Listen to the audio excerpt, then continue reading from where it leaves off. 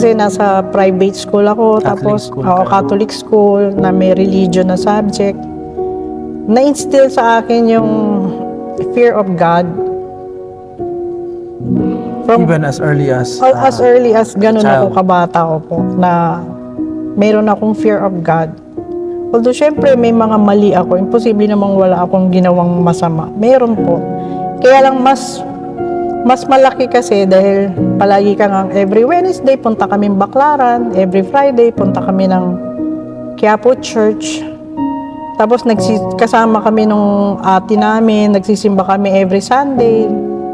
And then bukod pa doon sa religion class, tapos mayroon kaming mga exam, yung mga quiz ng mga gospel, yung parang doon ko na nakita na ano yung sarili ko na nagbabasa ako ng mga story ng mga santa. Wow. Parang mas ano ako sa religion class.